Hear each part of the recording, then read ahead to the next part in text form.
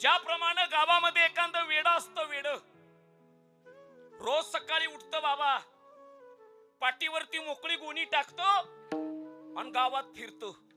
काय करतो?